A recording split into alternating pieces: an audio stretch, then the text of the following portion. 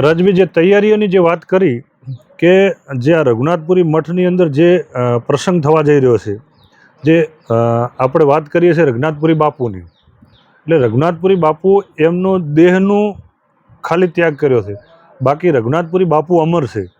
આ વ્યવસ્થાની અંદર તમામ જગ્યાએ સ્વયંસેવકોને લોકો તો સહયોગ કરવાના જ છે, પણ વિશેષ રઘુનાથપુરી બાપુની યાજ્ઞાથી અને પોતે સ્વયં રઘુનાથપુરી બાપુ અત્યારે અમર છે અને એના પુરાવા હજારો પુરાવા છે।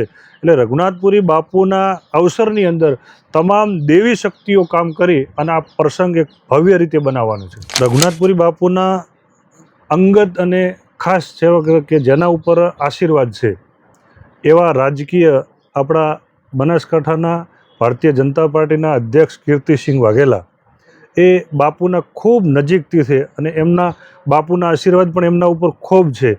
એવા જ આપણા ગુજરાતના જેવું નામ કે એક આધ્યાત્મિક જેમનામાં જ્ઞાન છે એવા આપણા ગુજરાત વિધાનસભાના અધ્યક્ષ આપણા થરાદના ખૂબ ઉર્જાવાન ધારાસભ્ય એવા શંકરભાઈ ચૌધરી સાહેબ જે આ કાર્યક્રમની અંદર જે એમને રાજકીય જે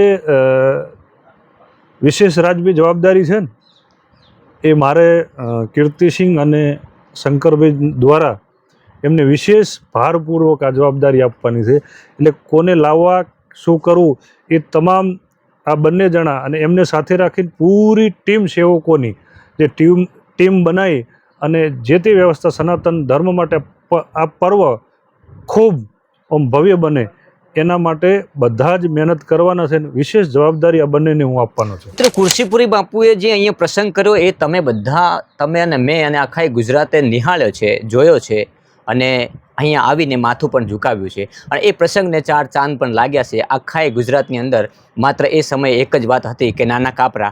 હવે એ જ નાના કાપરાની અંદર જ્યારે આ આટલો મોટો પ્રસંગ 19/5/2027થી શરૂ થવા જઈ રહ્યો છે, આ કોઈ નાની વાત નથી અને એ પણ સનાતન સ્નાન પર્વ। એનું નામ તો તમે જુઓ, સનાતન સ્નાન પર્વ, જે શાહી સ્નાન એટલે કે સાધુ સંતોનું શાહી સ્નાન જ્યારે મહાકુંભમાં આપ જતા હશો જ્યારે પણ ત્યારે જોતા હશો કે શાહી સ્નાન નીકળે ત્યારે એની વ્યવસ્થા કેટલા પ્રકારની કરવાની હોય છે, કારણ કે મોટા મોટા મહાસંતો હોય છે ત્યાં।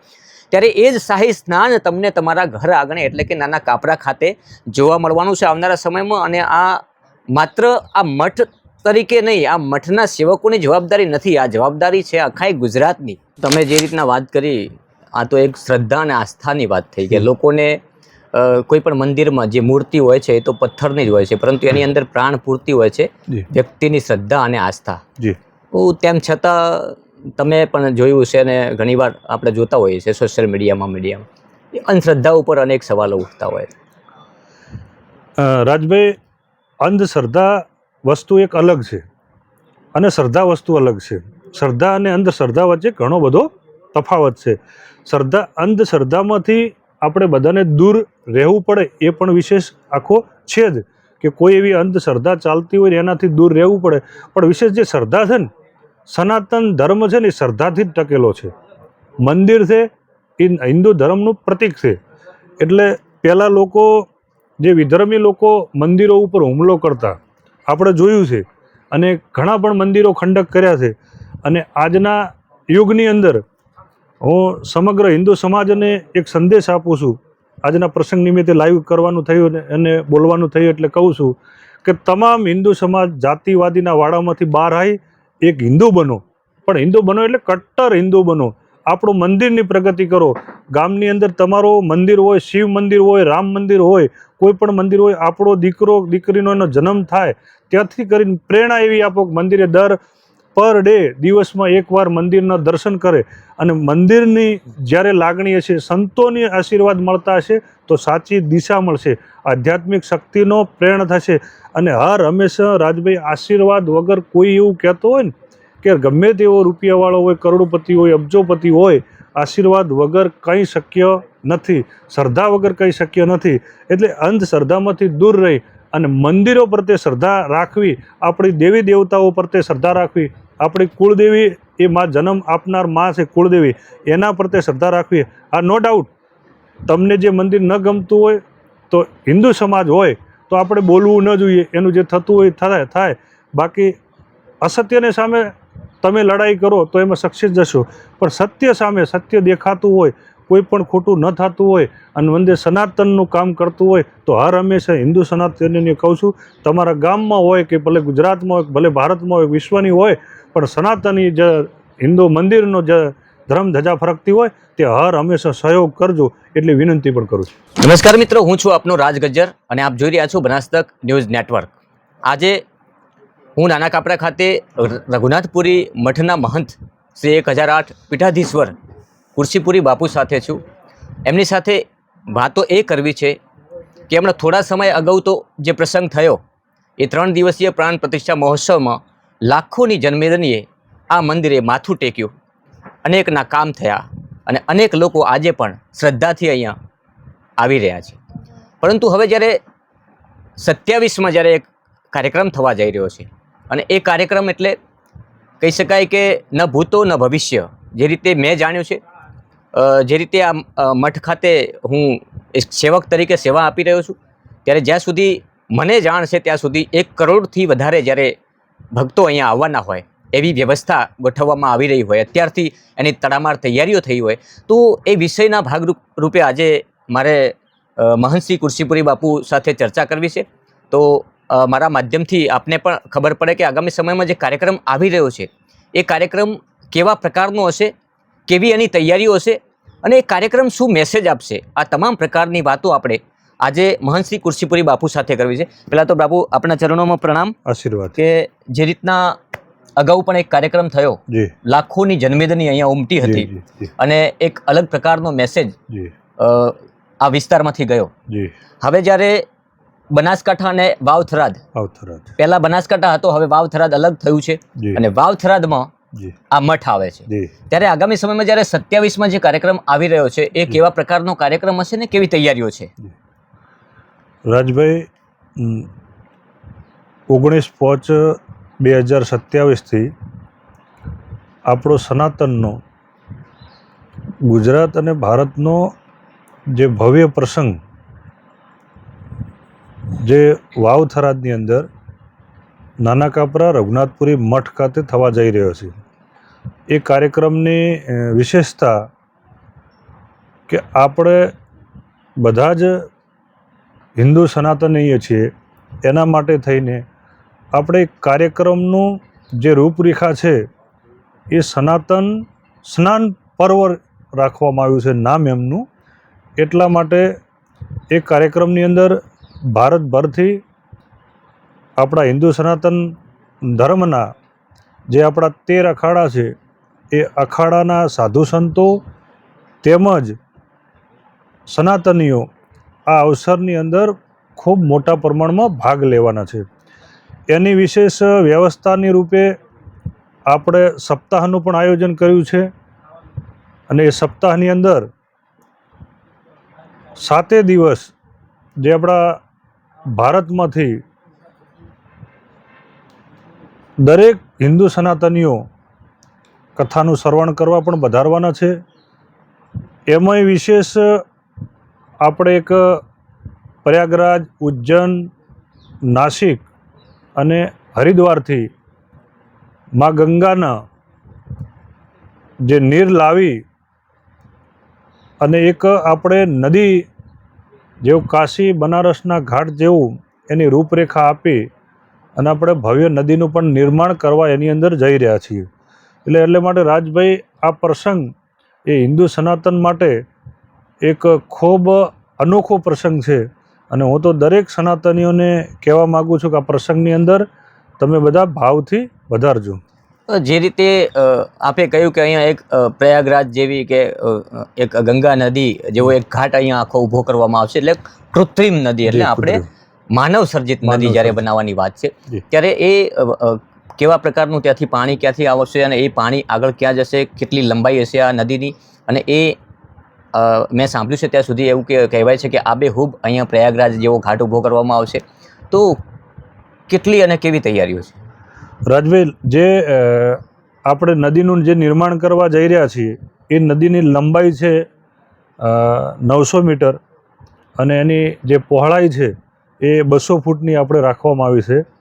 એ નદીની અંદર નદી જે બનાવવામાં આવી છે એ નદીની વિશેષતા એ છે, એક તો એની ચારે બાજુ પ્રકૃતિ અને એક સનાતની જેવો જે માહોલ આખો જે એની રૂપરેખાથી આપવામાં આવ્યો છે એ અદ્ભુત છે.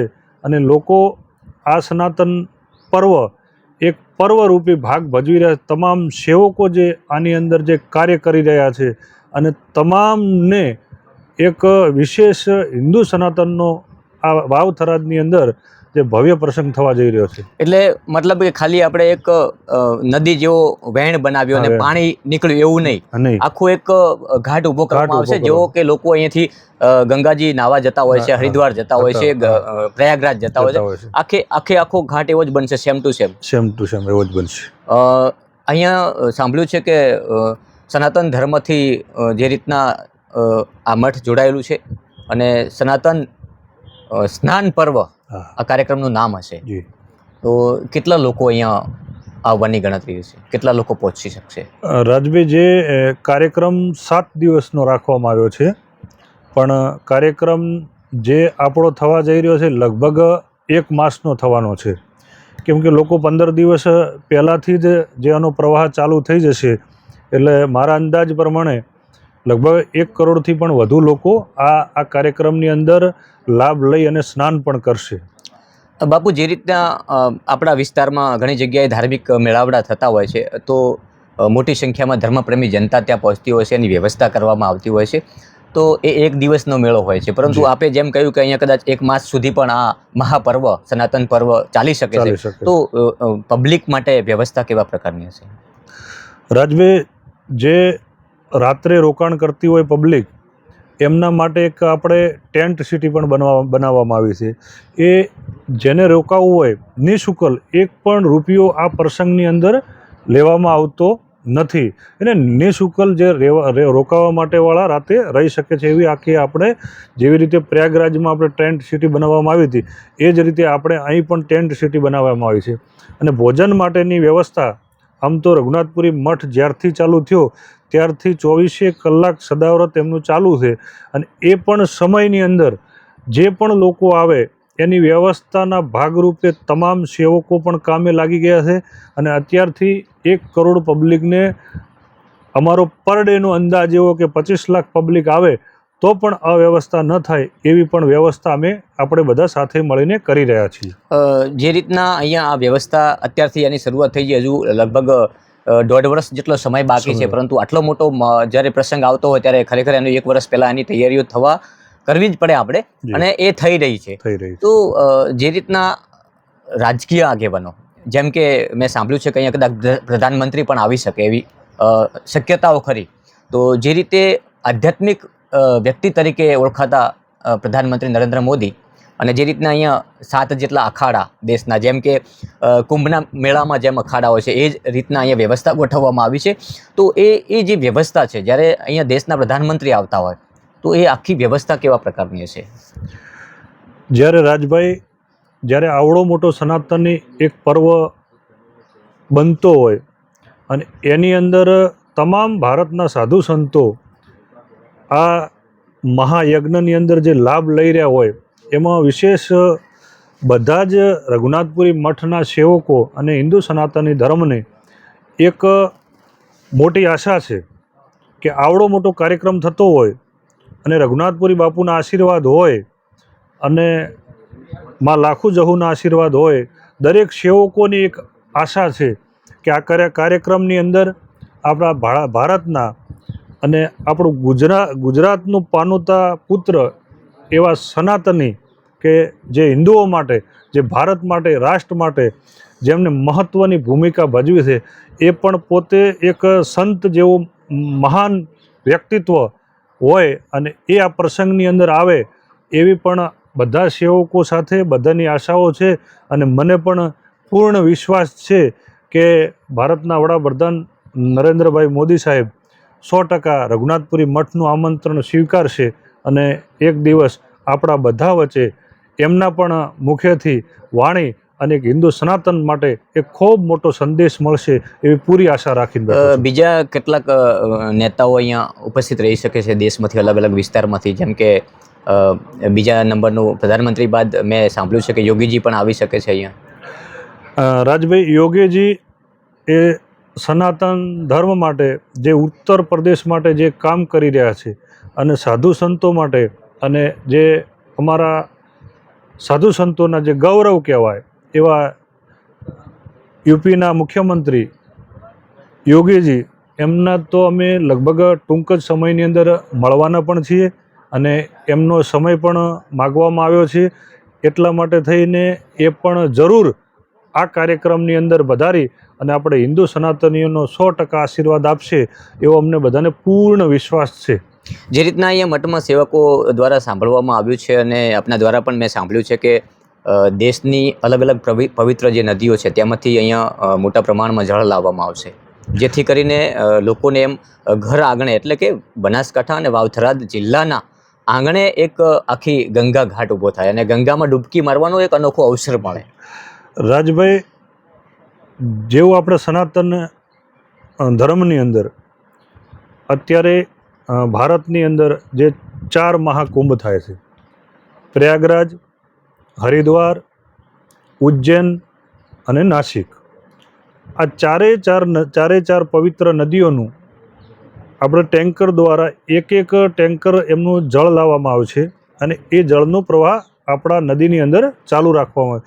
વિશેષ જે આપણા સનાતનના 4 ધામ છે એ ધામનું પણ જળ લાવવામાં આવશે અને જેટલી ભારતની પવિત્ર નદીઓ છે એ નદીઓનું પણ જળ લાવવાની બધો જ વ્યવસ્થા સેવકો અને મઠ દ્વારા જે કરવામાં આવી રહી છે એ ખૂબ આ હિન્દુ સનાતન માટે આ ઘરે બેઠા એ ગંગા રૂપી એક જે આ ભવ્ય જે સનાતનનું મહોત્સવનું જે આયોજન થઈ રહ્યું છે એ ખૂબ ગૌરવ લેવા બાબત છે. અગાઉ પણ આપણે એક અહીંયા બહુ અતિ ભવ્ય સનાતની કાર્યક્રમ કરી ચૂક્યા છો, એટલે 100% આઈડિયા હશે બાપુ આપને કે કાર્યક્રમને કઈ રીતે રૂપરેખા આપવી, એનું મેનેજમેન્ટ કઈ રીતે કરવું. પણ આ જે પ્રસંગ આવી રહ્યો છે, મેં સાંભળ્યું છે ત્યાં સુધી કે આટલી મોટી સંખ્યામાં આવડો મોટો પ્રસંગ હોય તો એને મેનેજ કરવું બહુ અઘરું રહેતું હોય છે, કારણ કે ઘણીવાર આપ જોતા હોય છો કે રાજકીય આગેવાનો દ્વારા પણ મોટા કાર્યક્રમો થતા હોય તો એને મેનેજ કરવા માટે પોલીસની જરૂર પડતી હોય છે, સ્વયંસેવકોની જરૂર પડતી હોય છે, કાર્યકર્તાઓની જરૂર પડતી હોય છે, કહેવાય બોડીગાર્ડની જરૂર પડતી હોય છે. તો આ અહીંયા તો મોટા મોટા વ્યક્તિઓ આવવાના છે, મોટા મોટા સંતો આવવાના છે. આ પાવન ભૂમિ તો થઈ ચૂકી છે જ્યારે આ પ્રસંગ યોજાયો ત્યારે, પણ હવે જ્યારે અહીંયાના ભૂતોના ભવિષ્ય કે ક્યારે આ ભૂમિ ઉપર પગલાં પણ ના પાડ્યા હોય એવા સંતોના પગલાં અહીંયા થવાના છે, ત્યારે એ વ્યવસ્થા કેવી હશે? રાજભાઈ, તમે જેમ વાત કરી તેમ કે આની અંદર મોટા મોટા રાજકીય વ્યક્તિઓ પણ આવવાના છે, તો રઘુનાથપુરી બાપુના અંગત અને ખાસ સેવક કે જેના ઉપર આશીર્વાદ છે એવા રાજકીય આપણા બનાસકાંઠાના ભારતીય જનતા પાર્ટીના અધ્યક્ષ કીર્તિસિંહ વાઘેલા એ બાપુના ખૂબ નજીકથી છે અને એમના બાપુના આશીર્વાદ પણ એમના ઉપર ખૂબ છે. એવા જ આપણા ગુજરાતના જેવું નામ કે એક આધ્યાત્મિક જેમનામાં જ્ઞાન છે એવા આપણા ગુજરાત વિધાનસભાના અધ્યક્ષ, આપણા થરાદના ખૂબ ઉર્જાવાન ધારાસભ્ય એવા શંકરભાઈ ચૌધરી સાહેબ, જે આ કાર્યક્રમની અંદર જે અમને રાજકીય જે વિશેષ રાજકીય જવાબદારી છે ને એ મારે કીર્તિસિંહ અને શંકરભાઈ દ્વારા એમને વિશેષ ભારપૂર્વક આ જવાબદારી આપવાની છે. એટલે કોને લાવવા, શું કરવું, એ તમામ આ બંને જણા અને એમને સાથે રાખીને પૂરી ટીમ સેવકોની જે ટીમ બનાવી અને જે તે વ્યવસ્થા સનાતન ધર્મ માટે આ પર્વ ખૂબ ભવ્ય બને એના માટે બધા જ મહેનત કરવાના છે. વિશેષ જવાબદારી આ બંનેને હું આપવાનો છું. તો જેમ કે પ્રસંગ 27માં છે જી અને 2027માં ઇલેક્શન પણ છે, જી, તો એવું નહીં લાગે કે આ કોઈ રાજકીય પ્રસંગ હોય એવું લોકોને? રાજભાઈ, 2027ની અંદર આપણે હરિદ્વારની અંદર અર્ધકુંભ જે 20 એપ્રિલનો પૂર્ણ થતો હોય અને 19 મેથી આપણો પ્રસંગ ચાલુ થાય છે. એટલે ત્યાં કુંભ 20 એપ્રિલનો પૂરો થાય છે અને 1 મહિના બાદ સીધો આપણો ગુજરાતનો એક કુંભ જ કહેવાશે. સંતો કુંભ જ માનશે કે કેમ કે એટલા બધા સંતો. અને રાજભાઈ વિશેષ મને લાગણી એ વાતની છે કે ભારતભરમાંથી જે સંતો જે અત્યારે લાગણીથી જે મઠ પ્રત્યે જે લાગણી વરસાવી છે કે ના, જે આ મઠની અંદર આ જે સનાતન ધર્મનો જે પર્વ જવા જઈ રહ્યો છે એ પર્વને આપણે એક મહત્ત્વનો એક ગુજરાતમાં એક ભવ્ય પર્વ બને એવો એમને બધાને એક આનંદ છે અને આનંદથી બધા અહીં આ લાવો લેવા આવવાના છે.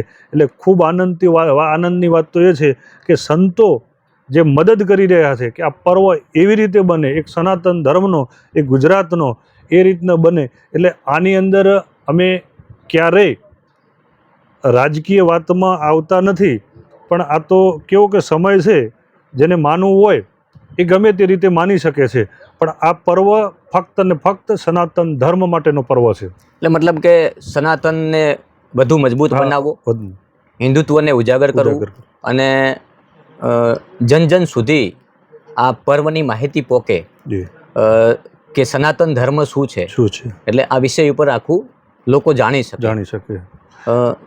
પહેલાં તો બાપુ મહત્ત્વની વાત તો એ છે કે જ્યારે કોઈ ઘરે પ્રસંગ હોય, 1 કે 2 દીકરીઓના કે દીકરાના લગ્ન હોય તો એના માટે 1 વર્ષ પૂર્ણ તૈયારીઓ કરવી પડે હોય.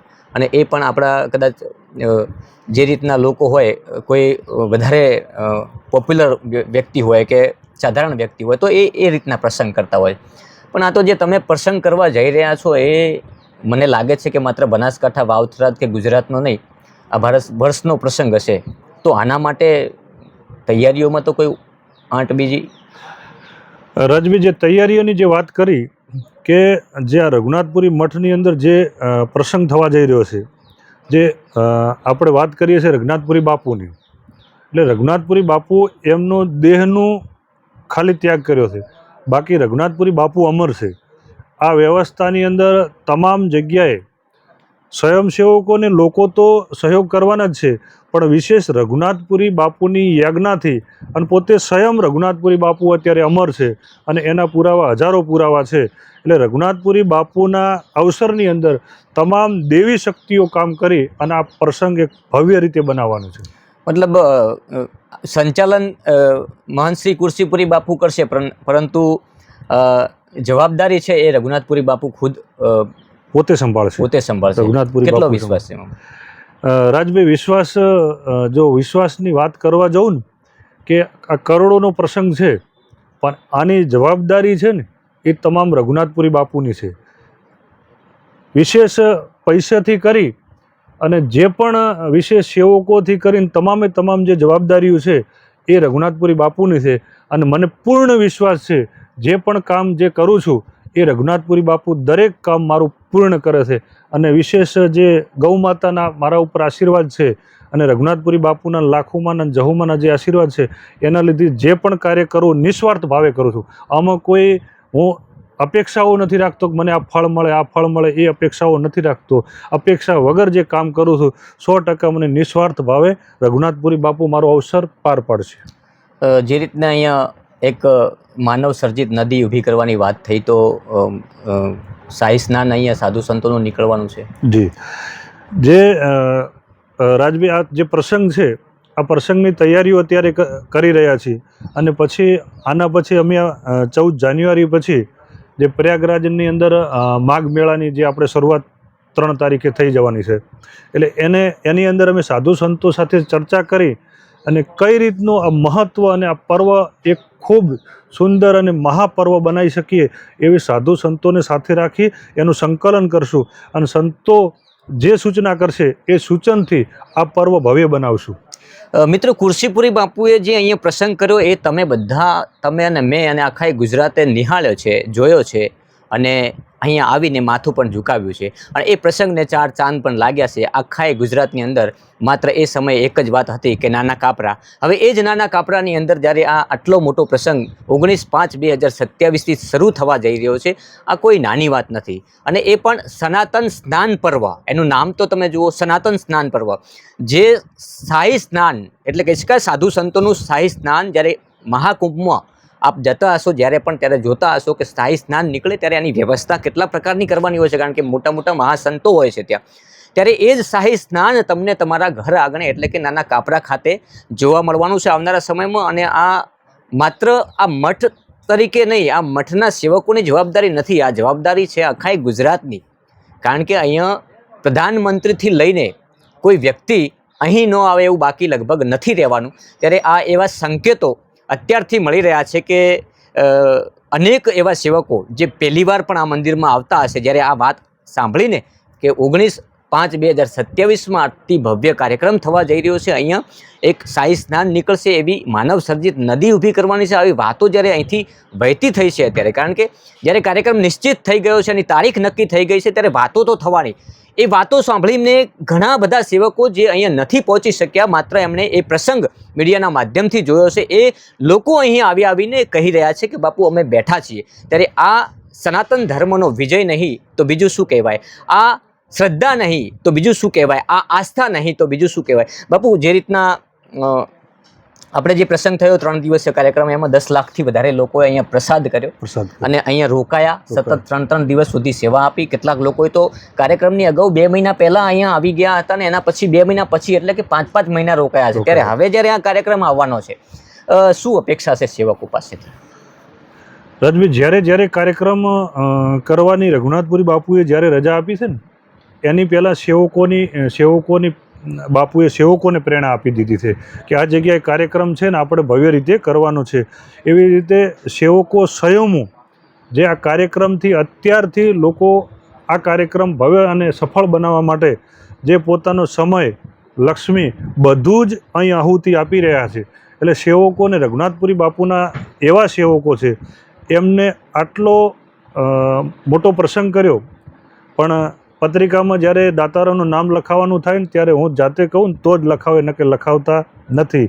અને અત્યારે આટલું મોટું મંદિર બનાવ્યું પણ ક્યાંય મંદિરમાં તકતી નથી કે કોણે ક્યાં દાન આપ્યું છે, ક્યાંય એક પોસ્ટર નથી કે કોણે દાન આપ્યું છે. એવું રામ ભરોસે સેવકોને એક જ ઈચ્છા છે, રઘુનાથપુરી બાપુએ અમને આપ્યું છે ને રઘુનાથપુરી બાપુનામાં અમારે વાપરવાનું છે. અને બાપુ એમને ક્યારેય ખૂટવા દેતા નથી, જે આપે છે એનાથી પણ સવાયું આપે છે. એટલે રઘુનાથપુરી બાપુ જાતે આ વ્યવસ્થા કરી, સેવકો પણ અત્યારે કામે લાગી ગયા છે. કેમ કે આપણે જે પ્રાણ પ્રતિષ્ઠા મહોત્સવની તમે જે વાત કરી, ત્યારે તો આપણે બધા નવા હતા. એની અંદર પણ એક પણ લોક ચા પીધા વગર નથી ગયું, એક પણ વ્યક્તિ સન્માન વગર નથી ગયો, એક પણ વ્યક્તિ ભોજન વગર નથી ગયો, કોઈને રહેવાની પણ અગવડ નથી પડી. એ જે સેવકોએ જે વ્યવસ્થા કરી હતી એની અંદર સાધુ સંતોએ પણ એમાં આશીર્વાદ આપણે બધાને આપ્યા છે.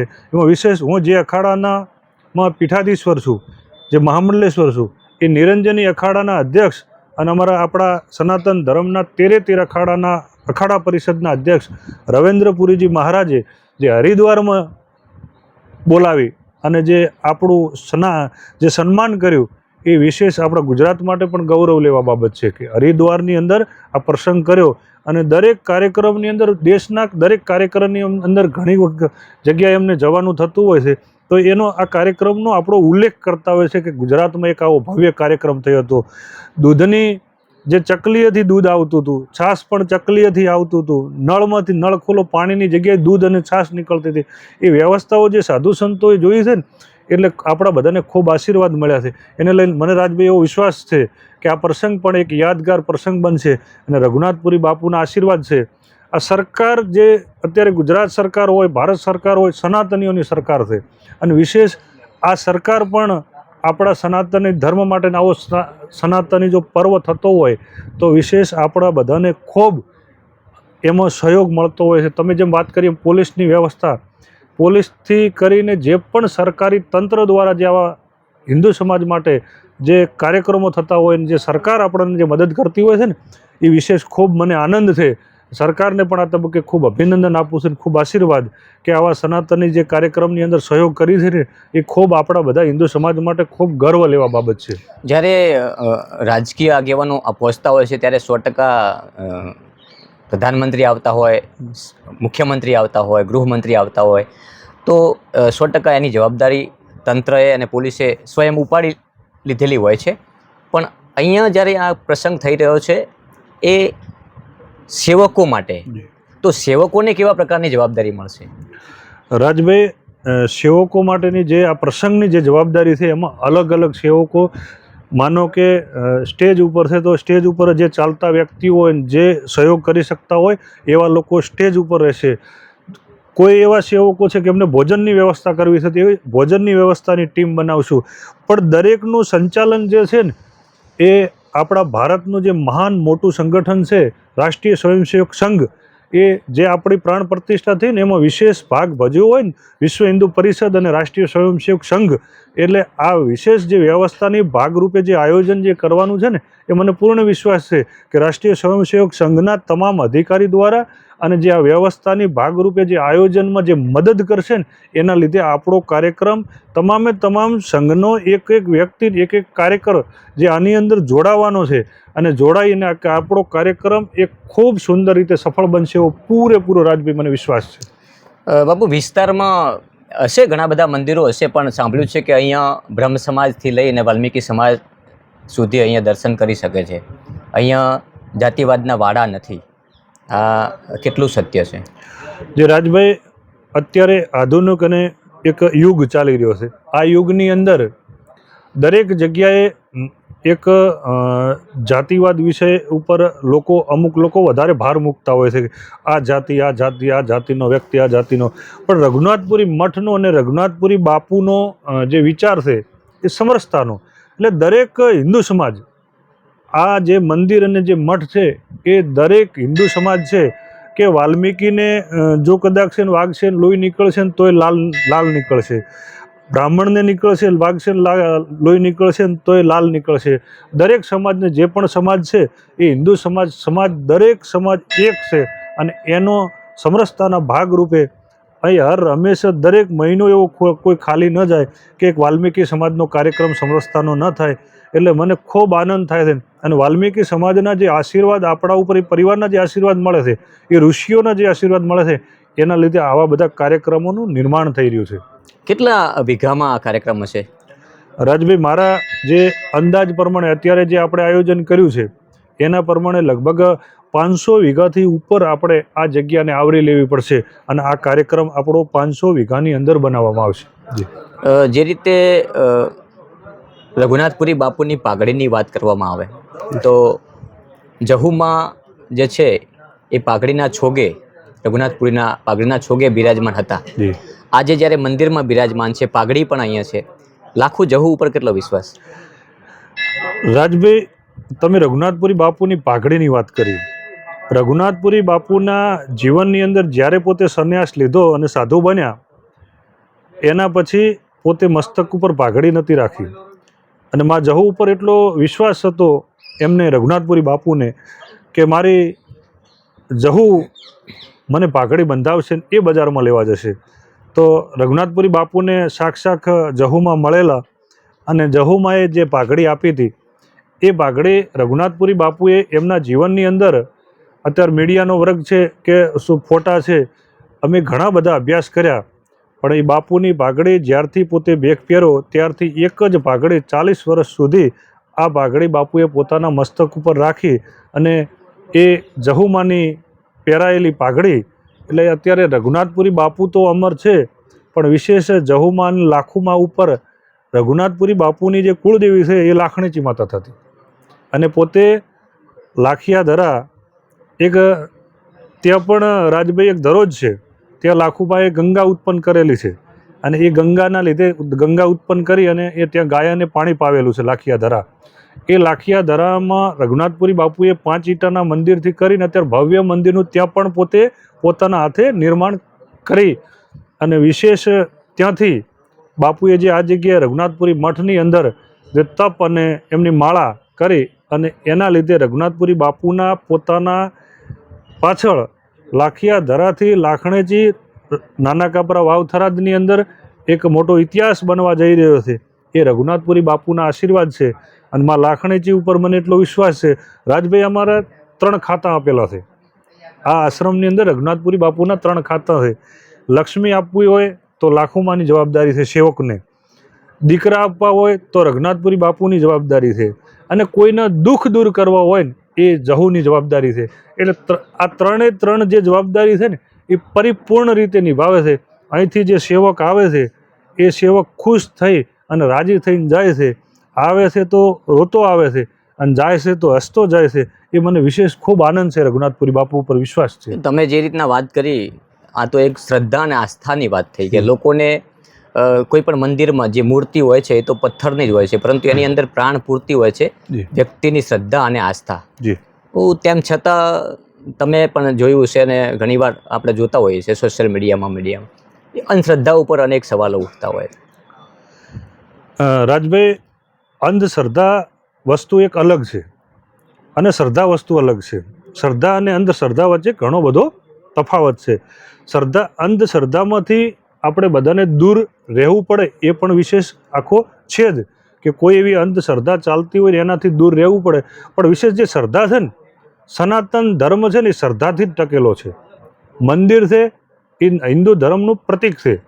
એટલે પહેલાં લોકો, જે વિધર્મી લોકો મંદિરો ઉપર હુમલો કરતા આપણે જોયું છે અને ઘણા પણ મંદિરો ખંડક કર્યા છે. અને આજના યુગની અંદર હું સમગ્ર હિન્દુ સમાજને એક સંદેશ આપું છું. આજના પ્રસંગ નિમિત્તે લાઈવ કરવાનું થયું અને બોલવાનું થયું એટલે કહું છું કે તમામ હિન્દુ સમાજ જાતિવાદીના વાડામાંથી બહાર આવી એક હિન્દુ બનો. પણ હિન્દુ બનો એટલે કટ્ટર હિન્દુ બનો. આપણું મંદિરની પ્રગતિ કરો. ગામની અંદર તમારો મંદિર હોય, શિવ મંદિર હોય, રામ મંદિર હોય, કોઈ પણ મંદિર હોય, આપણો દીકરો દીકરીનો એનો જન્મ થાય ત્યાંથી કરીને પ્રેરણા એવી આપો કે મંદિરે પર ડે દિવસમાં એકવાર મંદિરના દર્શન કરે. અને મંદિરની જ્યારે લાગણી હશે, સંતોની આશીર્વાદ મળતા હશે તો સાચી દિશા મળશે, આધ્યાત્મિક શક્તિનો પ્રેરણા થશે. અને હંમેશા રાજભાઈ, આશીર્વાદ વગર કોઈ એવું કહેતો હોય ને કે ગમે તેવો રૂપિયાવાળો હોય, કરોડપતિ હોય, અબજોપતિ હોય, આશીર્વાદ વગર કંઈ શક્ય નથી. શ્રદ્ધા વગર કંઈ શક્ય નથી.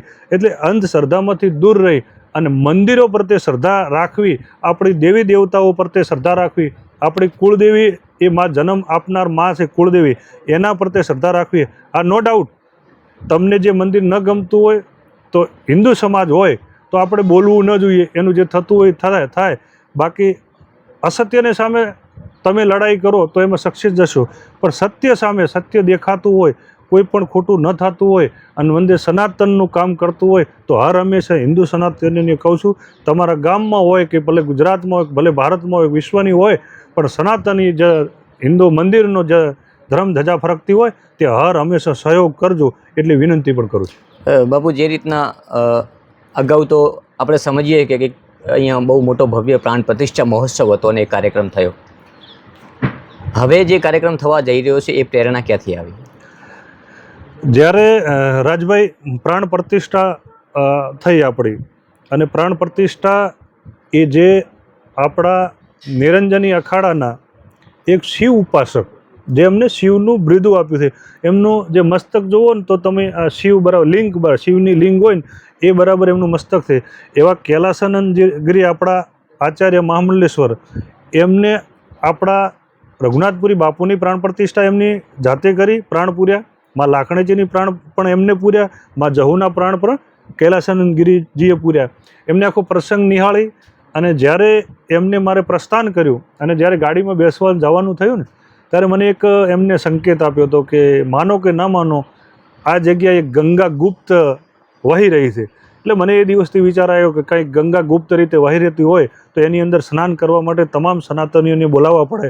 એટલે આ તો નદી એક આપણો વિષય છે, બાકી અહીં ગંગા એ ગુપ્ત રીતે અને રઘુનાથપુરી બાપુના સંતોના જે આશીર્વાદથી જે અત્યારે પર્વ થઈ રહ્યો છે, એક સાચો અને સત્ય સનાતનનો પર્વ થવા જઈ રહ્યો છે. કેટલા હેલિકોપ્ટર ઉતરશે રાજભાઈ? જે હેલિકોપ્ટર જે ઉતરવાના છે એ રઘુનાથપુરી બાપુ ઉપર છે અને એમની જેટલા ઉતારવા છે ને, આપણે લગભગ 7 હેલિપેડની વ્યવસ્થા આપણે કરવાના છીએ.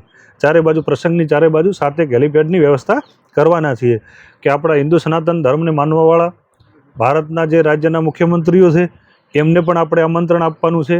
માનો કે ઉત્તરાખંડના મુખ્યમંત્રી છે એમને આમંત્રણ આપશું, આપણે મધ્યપ્રદેશના મુખ્યમંત્રી છે એમને આમંત્રણ આપવાનું છે, આપણે રાજસ્થાન પાડોશી રાજ્ય છે એમને પણ આપણે આમંત્રણ આપવાનું છે. અને મને વિશ્વાસ છે કે જે રઘુનાથપુરી મઠનું જે સનાતનનું જે આ આમંત્રણ છે ને 100% સ્વીકાર છે. અને ભારતના રાજ્યના ઘણા બધા મુખ્યમંત્રીઓ પણ આ જગ્યાએ આવીને આપણા બધાને વચ્ચે આ કાર્યક્રમ સફળ બનાવવા માટે જે એક પોતે હાજરી આપી અને મહત્ત્વનો હિન્દુ સમાજને સંદેશ આપશે.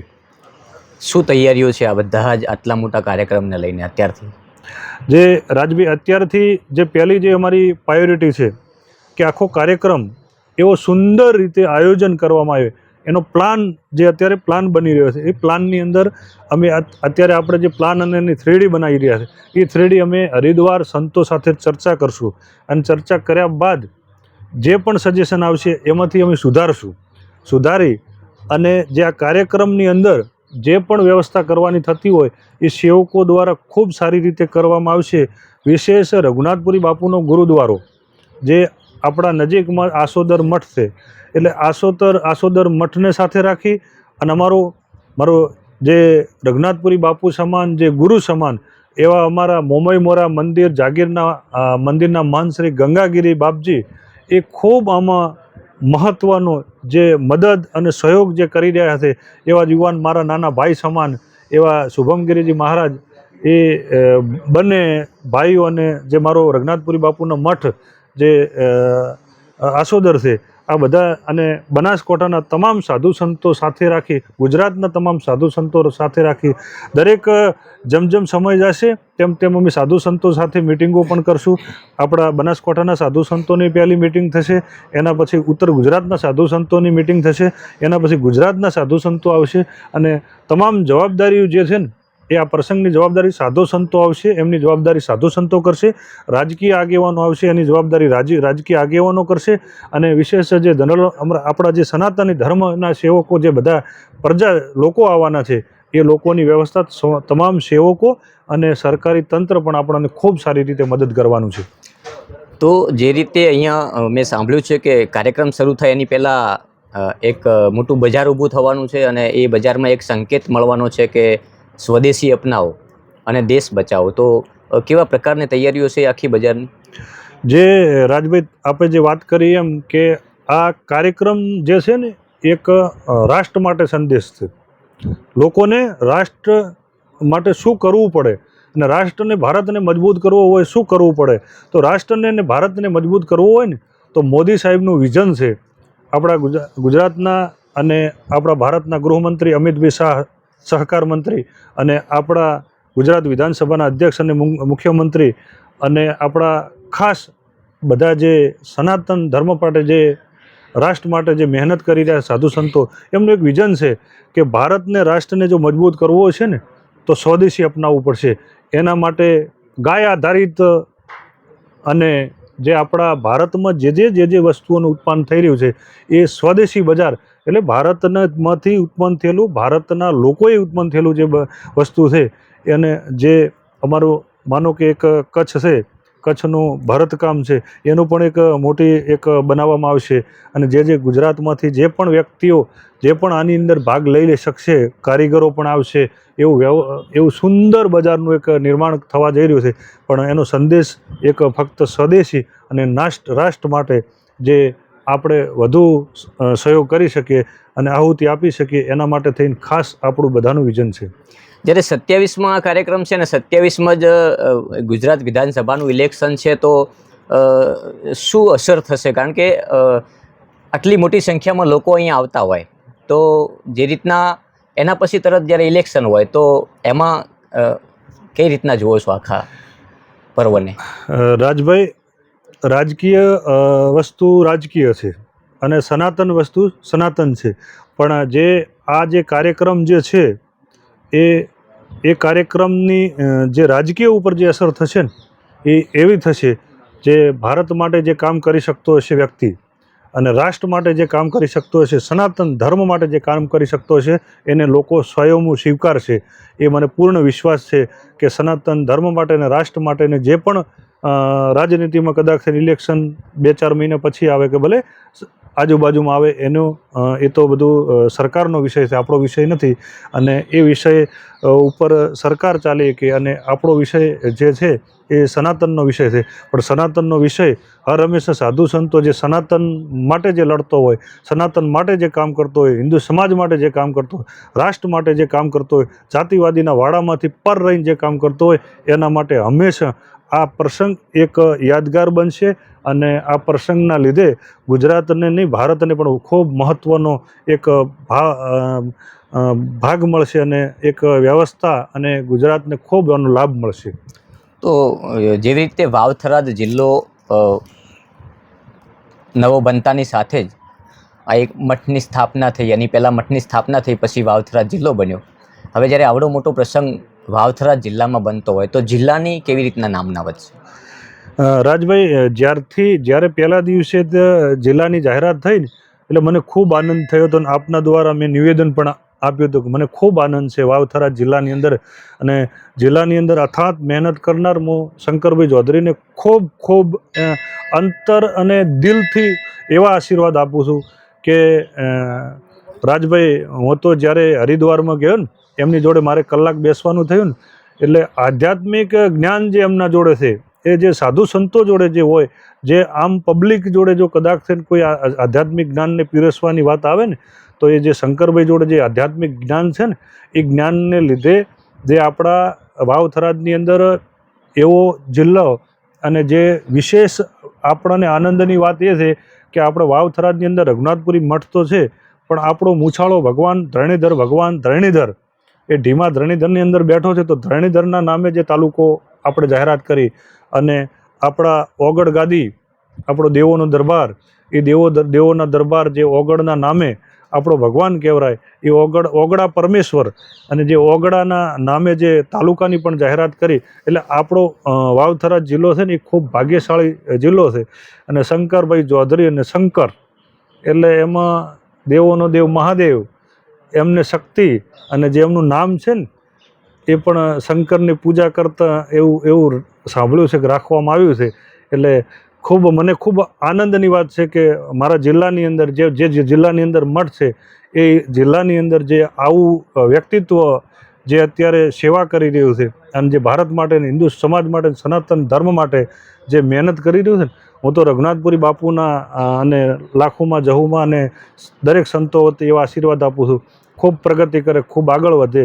અને જ્યારે જિલ્લો જાહેરાત થઈ હોય અને જિલ્લાની પહેલી જ 26મી જાન્યુઆરી પ્રજાસત્તાક દિન જે થરાદની અંદર ઉજવાતો હોય અને મુખ્યમંત્રી આપણા ગુજરાતના જ્યારે ધ્વજવંદન કરવા આવતા હોય, રાજપાલ જ્યારે આપણા આવતા હોય, એટલે ખૂબ આનંદની વાત છે કે આ જિલ્લો એક ભારતની અંદર પોતે કહે છે કે આ જિલ્લો એક થરાદ જે છે ને સરહદી વિસ્તાર છે એ એક જિલ્લો નામના કરશે.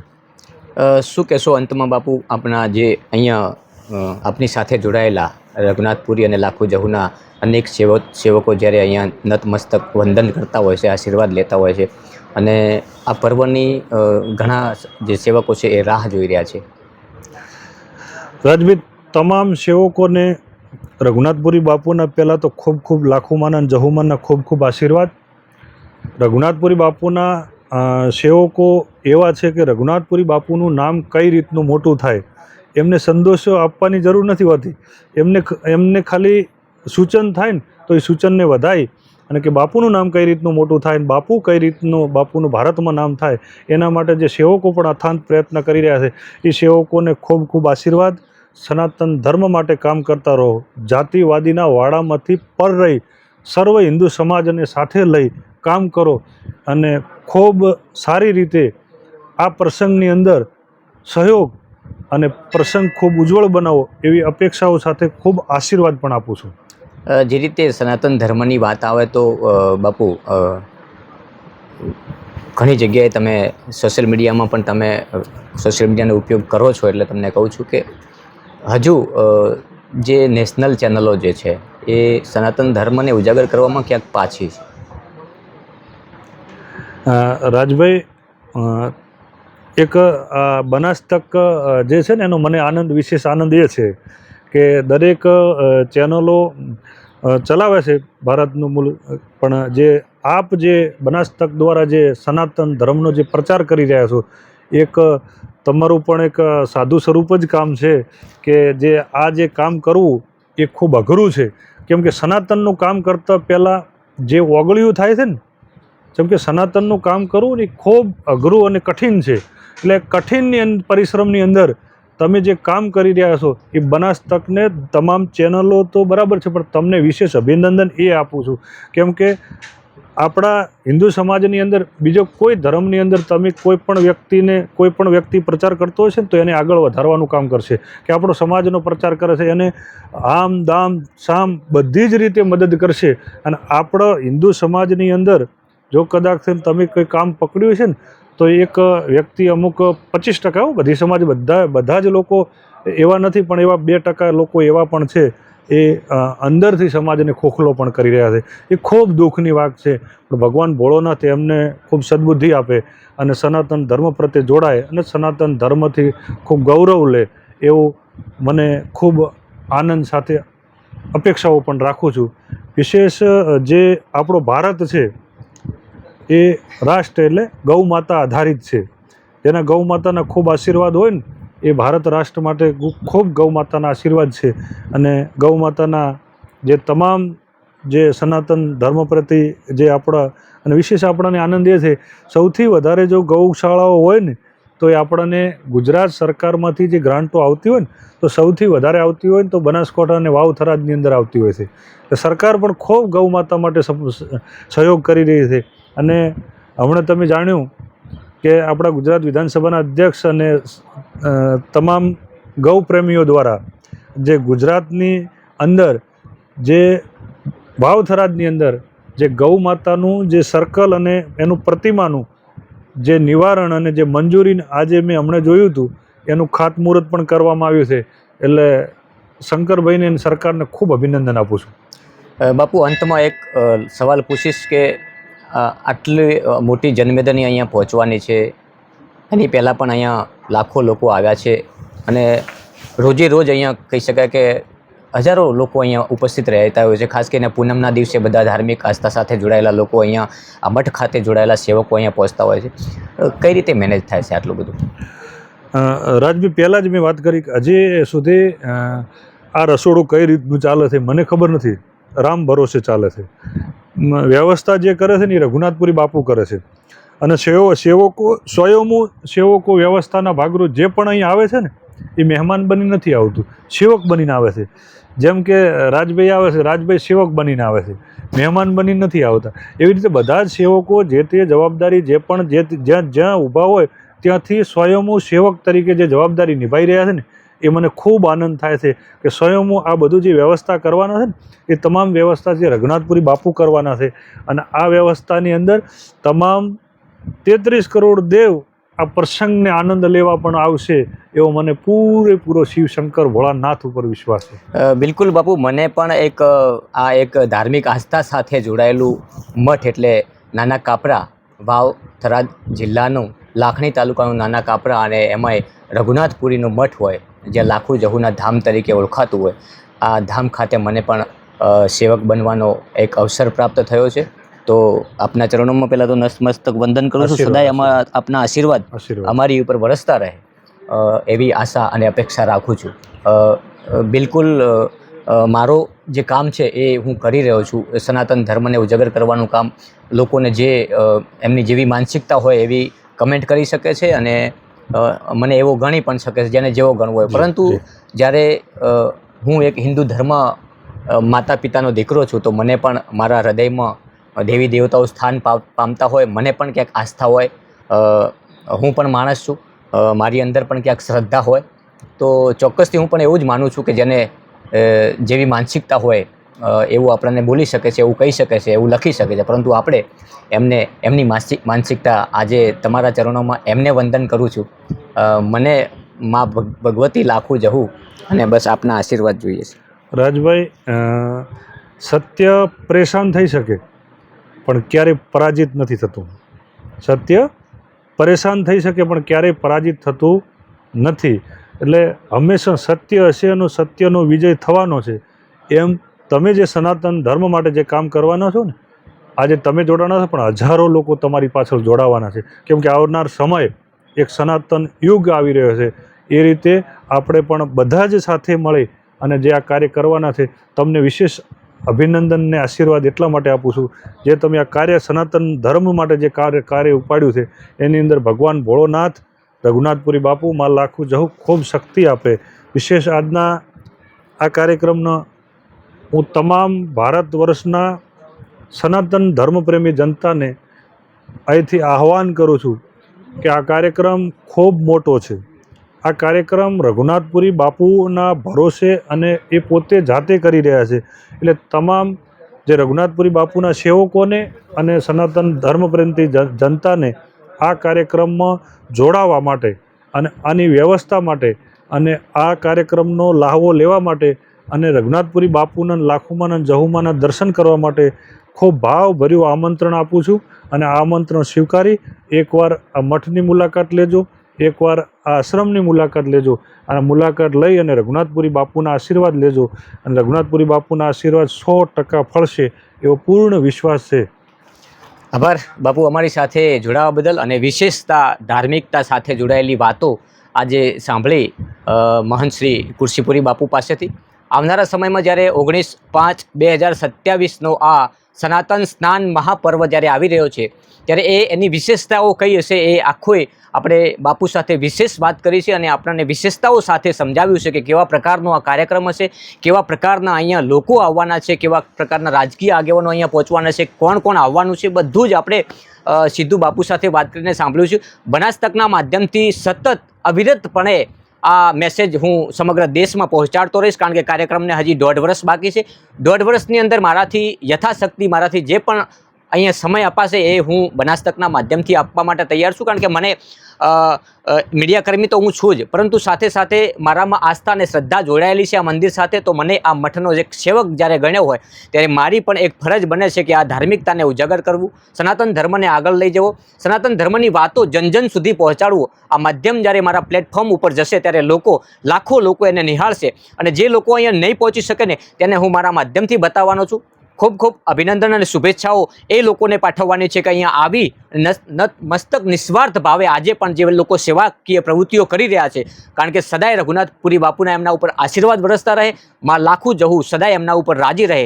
આવનારા સમયમાં જ્યારે અહીંયા એક સનાતન મહાપર્વ યોજાવા જઈ રહ્યો છે ત્યારે મુખ્ય અને મેન વાત એ છે કે અહીંયા શાહી સ્નાન જ્યારે સાધુ સંતોનું નીકળશે અને આપણા ઘર ઓગણે જ્યારે ગંગાજીમાં સ્નાન કરવા મળશે ત્યારે એ આપણા અહોભાગ્ય કંઈક અલગ હશે. અને આપણા પણ અહોભાગ્ય કે આજ ભૂમિ ઉપર આપણા જન્મ થયા છે કે જ્યાં એક સનાતન પર્વની ભવ્ય ઉજવણી થઈ રહી છે. નમસ્કાર.